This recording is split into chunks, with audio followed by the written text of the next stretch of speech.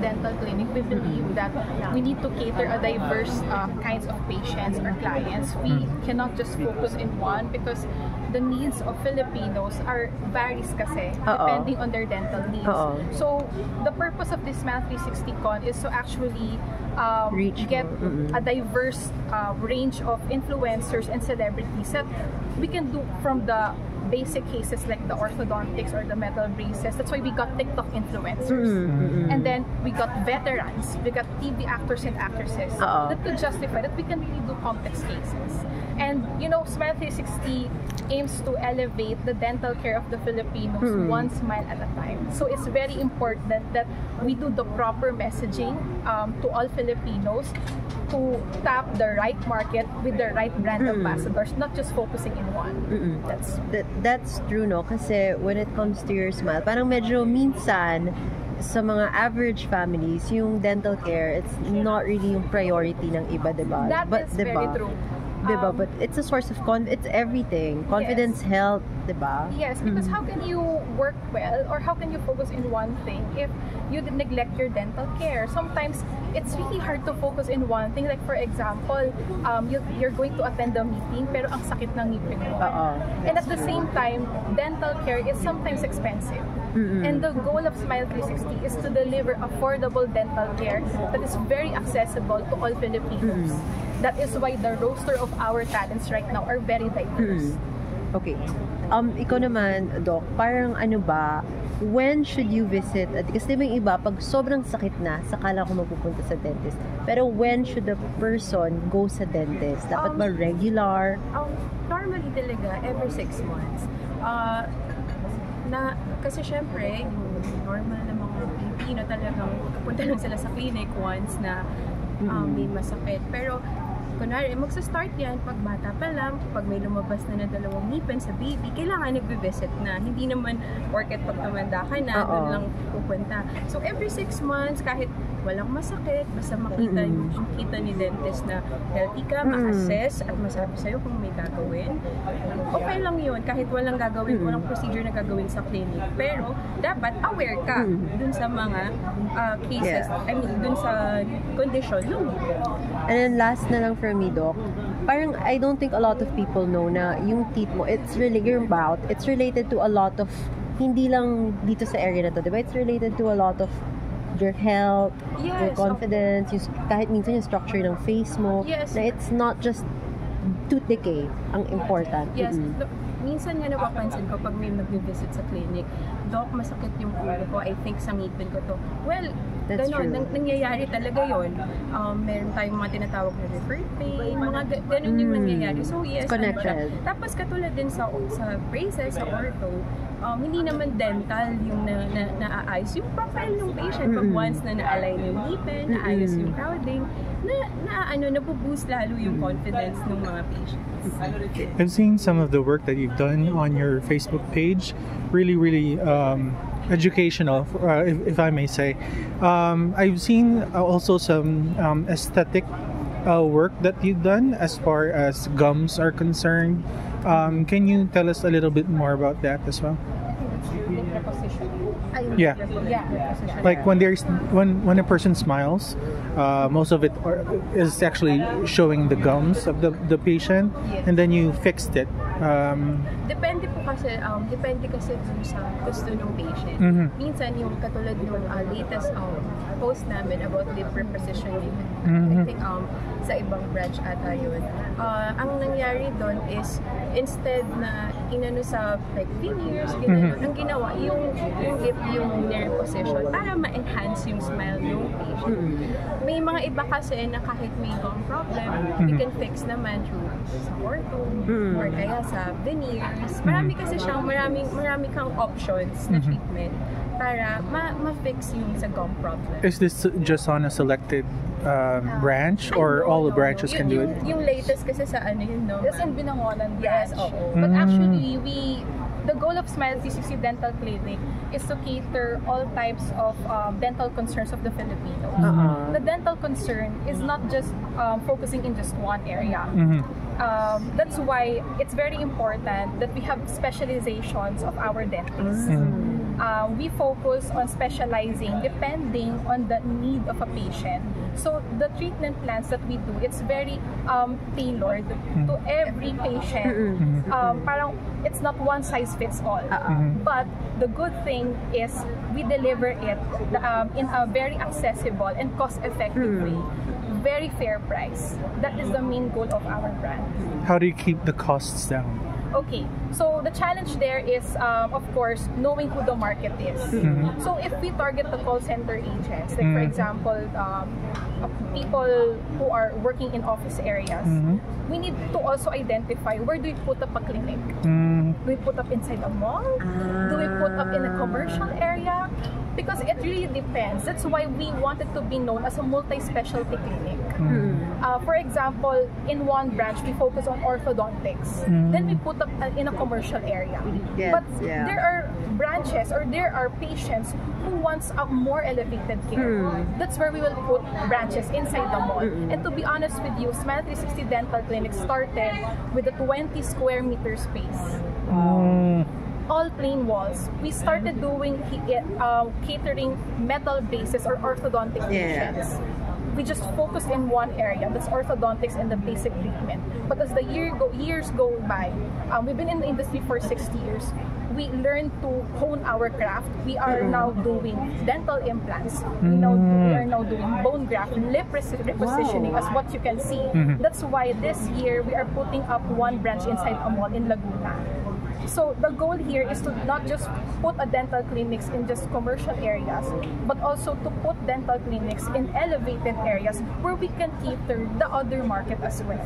That's why we wanted to be known a multi-specialty dental clinic that can cater the needs of the Filipinos depending on what treatment they need and what is their preference. Okay. Congratulations on the recent milestones. Thank you so much. Of course, can you tell us how many branches does Smile 360 have? So currently we have 12 branches right now, and then we're turning 13 this year. Our 13th branch is in Laguna. Later we will be discussing it. We will be unveiling our new branch. It's a very, very exciting milestone for us because you can see talaga how the brand has grown the previous years. Like from just simple walls, now we're putting up inside a mall, and we are very happy that our patients were there during our whole journey. And until now, nandun pa rin sila. Kaya sobrang sabi namin, sobrang deserve ng mga patients namin yung best dental care talaga. So we're doing this. How were you able to do the expansion? What's the secret behind it? I think it's more on Are these franchises, by the way? No, it's fully owned.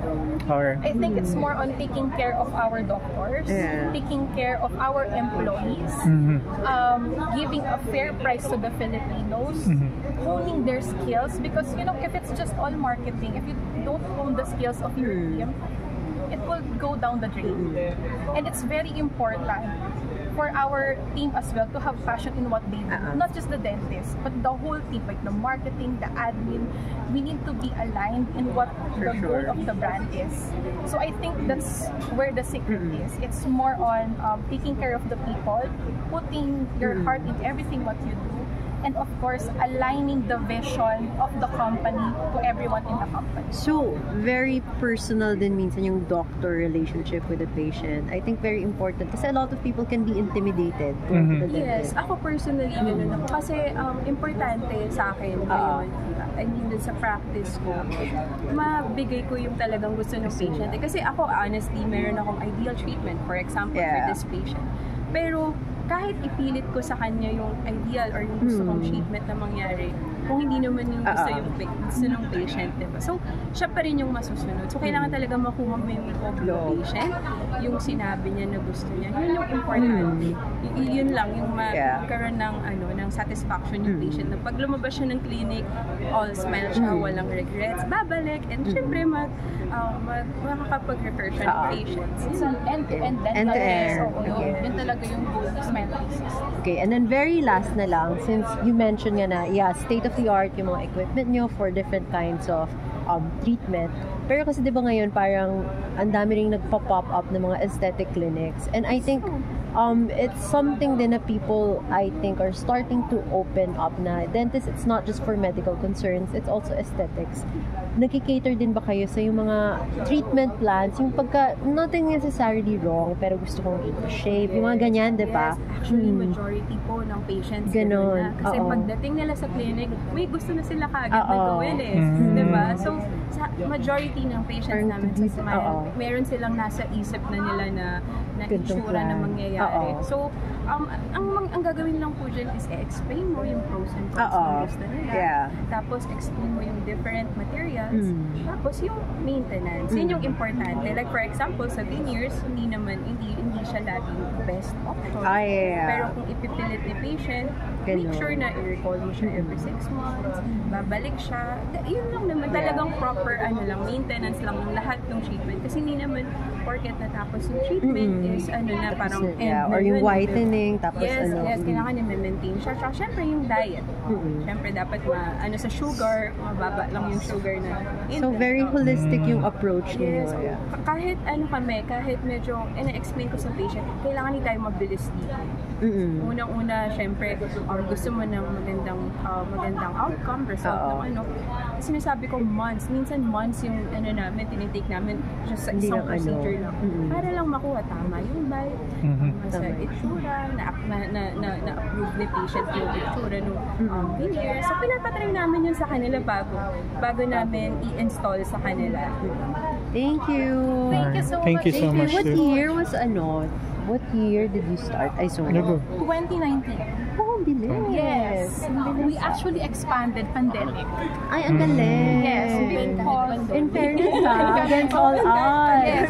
Actually, wala pa kasi isang partner namin here, si Dr. Anjo Remolacio.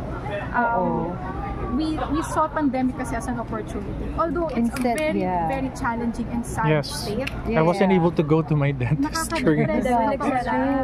But there are patients kasi who are calling us, chatting us na ang hirap ng walang adjustment ng braces Totoo. Exactly. Actually, sa braces talaga. So, like, ang sakit na rin ng lahat takot lumabas. Lahat yan. Si Doc Anjo, sabi niya sa amin, he's one of our first partners since 2019. Sabi niya, hindi ma'am, lalakasan ko na yung loob ko. Hindi ako mag-scrub in, scrub out agad. Kasi from 10 a.m. hanggang 6 p.m., hindi siya nag-scrub out. No eating, no going to the CR diretso, just to cater the needs. Pero ang galing against all odds, pandemic. I mean, pero what were like initial na 2019, kakabukas nyo lang, and then OMG, in-announce yung 2020 was a challenge. Yun na nga But, dun kami nag-expand. Talagang it's thinking outside the box. Yes. Ang galing. Kaya parang kami, iniisip namin, we're blessed with the people that we have. Kasi iba kapag talaga yung passion nila sa work nandun. Because ako, I'm just here to guide them. This is how we do the business. But they're the ones facing the patients. Kaya sabi ko, it's a very important that mutual relationship with the doctors and the executives, and then with our doctors to our patients. So it's like an ecosystem in a dental clinic. Dapat talaga love mo talaga yung patient mo. Kasi isipin mo parang ikaw, sa'yo kaya or sa family mo gawin yung gagawin mo. That's true naman. Diba? Parang kaya ganun, kaya nag-stick talaga yung mga patients namin. Actually, ganun nga kasi yung common experiences sa dentist. Yung very parang wala kayong relationship. Unlike, diba, sa mga doctor. Kailangan may romantic yung iba, diba din. Like, minsan, my God, meron kaming dentist dyan sa office. Kung magpapaklining ka, tapos pagtingin mo, sabihin mo, ay, ano itong mga, kung ano pang ginawa sa'yo. Meron like, pinastahan ka na and everything. And like, but yeah, thank you so much. So yun nga, if you have time, feel free to visit our dental Where clinic. was the first branch, ma'am? Taguig. Oh, wow. Yes. Alam nyo, kung I can send you pictures pag nakita nyo yun. Yeah, please. Parang please lang talaga siya. Walang, no frills. Plain pain. But we were thankful enough that the market has, embraced the kind of servicing that we do. Sabi ko nga parang napaka-importante na yes, hindi man maganda yung facilities namin before. Which we are admitted. Pero yung relationship na na-build namin sa clients and patients namin, It's different. It's different talaga. Kaya nung lumalaki na kami, sabi namin, huwag natin silang kalimutan. That is why we cannot put na high-end na tayo, iwan natin sila. Hindi namin magawa. So, ang ginawa namin is, okay, we're going to do a diverse marketing. So, Yes, we do not leave the markets na pangmasa because they need us. Pero, how about the market na gusto ng elevated care? That's why we will be putting up inside the mall. Yun nga lang, the prices would be different. For sure. But that's for a different market. That's Kaya, yun talaga, I think sa patient namin, sa doctors namin, sobrang thankful. Thank you so much, ma'am. Do you already have laboratories inside your clinics? You have laboratories? That's the plan. We have X-rays already in some of the branches. Not all, but some we have the X-rays na. But the dental laboratory where you do the ceramic works, that's the next plan. Yes. All right. Kaya sabi namin, I think we are on our track. Kasi sabi ko nga, 6 years, parang sabi ko, we're blessed enough to expand this. Tapos makakapag high-end market pa tayo. But the laboratory, that's the next plan. So, kaya pala diverse yung mga kinuha niyong talents din to Yes, because if we stick to just one, how can we rely the messaging that we want? Kasi sabi ko nga sa influencers, the reason why we're here is for you to understand what you're promoting. Kasi mamaya, sabi ko nga kay Tita Chanda, kahapon, sabi ko, Tita, alam mo ba why you're here? Sabi niya, bakit? Kasi Tita, pang masa kami, pero Tita, we're trying to expand and tap a different market. And I feel like kung magtitiwala ka sa amin, sabi ko, hindi ka mapapahiya, hindi ka magsisisi. Sabi ko, yung voice mo, let's use it to the market na you can trust these people. Totoo naman. Diba? Kaya hindi po kami yung lahat ilipat na natin ng mall. Totoo. Kasi nakalimutan mo na lang. Pag naglipat tayo ng mall, sabi namin, tataas tayo, kawawa naman yung 5K na down payment ng braces. Magiging 10K na. That's why multi-specialty and diversified yung marketing. Galing. Thank you. That's a different kind of business model. Yes, it's a different strategy. If you have time, it's with the heart. Kasi, yes, please visit the clinic so you can experience the dental clinic na yung paano sila mag-alaga ng patient. Si Dr. one of our business partners. She's our employee before, turned to our business partner. Kasi talagang dedication. Galing, dedicated, and we also give that to our other doctors as well. The heart. If you see the vision of the company, you can join us in our seat. Kasi hindi naman kayang mag-expand na kami dalawa lang. Yung husband ko lang, di ba? So it's very important that for us, we align our employees and the people na yung tayo pupunta. Para alam nyo, yung pinaghihirapan nyo sa Pilipinas, pupuntahan naman. As a doctor. Iba pa yung sa as a patient.